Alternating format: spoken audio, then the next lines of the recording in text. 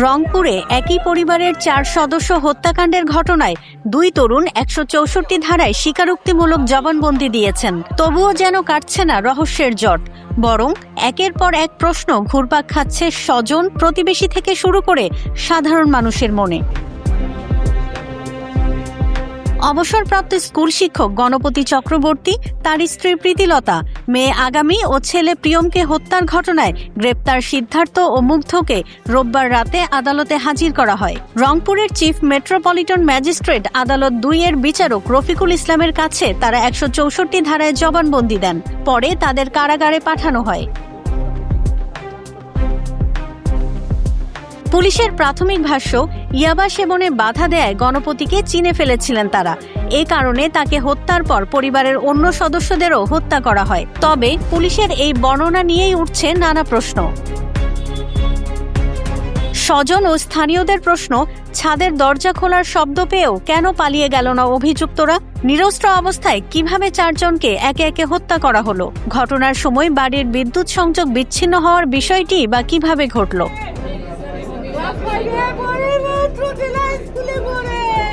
পুলিশের দাবি, হত্যার পর আলমারি ঘেটে স্বর্ণালংকার নেওয়া হয়েছিল, কিন্তু স্বজনদের দাবি ঢাকায় ফ্ল্যাট কেনার জন্য ওই বাড়িতে রাখা প্রায় 60 লাখ টাকার কোনো সন্ধান এখনো পাওয়া যায়নি। তাহলে সেই টাকা গেল কোথায়? ঘটনার পর অভিযুক্তদের পালানোর সময় নিয়েও প্রশ্ন রয়েছে। বলা হচ্ছে, পরদিন দুপুরে স্থানীয়রা নামাজে গেলে সেই সুযোগে তারা এলাকা ছাড়ে, কিন্তু ওই এলাকায় সনাতন ধর্মাবলম্বীদের বসবাস বেশি। তাহলে নামাজের সময়ের জন্য অপেক্ষা করার বিষয়টি কতটা স্বাভাবিক? প্রশ্ন তুলছেন স্থানীয়রা। 72 ঘন্টা ময়শ্চার সমৃদ্ধ লিলি বডিওয়াশ, শিয়া বাটারের গুডনেস স্কিন রিপেয়ার করে রাখে সফট ও গ্লোয়িং।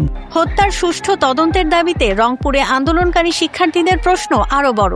মাত্র কয়েক ঘন্টার মধ্যে 2 যুবককে গ্রেপ্তার করে এত বড় হত্যাকাণ্ডের রহস্য কিভাবে এত দ্রুত উদ্ঘাটন করল পুলিশ? ঘটনাস্থল থেকে পাওয়া আলামত, ফিঙ্গারপ্রিন্ট সহ অন্যান্য তথ্য কিভাবে এত দ্রুত নিশ্চিত করা হলো? আর সবচেয়ে বড় প্রশ্ন, 4 জন মানুষকে সত্যিই কি মাত্র 2 তরুণ হত্যা করেছে, নাকি এর পেছনে রয়েছে আরো কেউ? এসব প্রশ্নের উত্তর এখনো মেলেনি। আর অভিযুক্তদের আদালতে দেয়া জবানবন্দির বিস্তারিত তথ্য পুলিশ প্রকাশ করেনি। ফলে বিভিন্ন মাধ্যমে হত্যার কারণ হিসেবে যে তথ্যগুলো আসছে, সেগুলোকে জবানবন্দির পূর্ণাঙ্গ বক্তব্য হিসেবে দেখার সুযোগ নেই।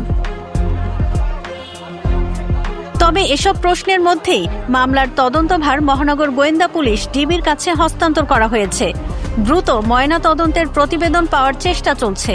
শনিবার রাত 11টার দিকে রংপুর নগরীর নিজ বাড়ি থেকে গণপতি চক্রবর্তী সহ তার পরিবারের 4 জনের মরদেহ উদ্ধার করা হয়।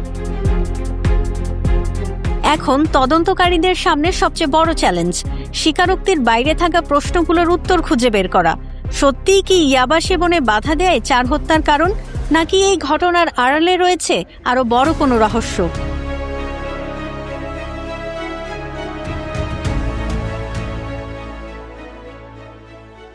72 ঘন্টা ময়শ্চার সমৃদ্ধ লিলি বডিওয়াশ, শিয়া বাটারের গুডনেস স্কিন রিপেয়ার করে রাখে সফট ও গ্লোয়িং।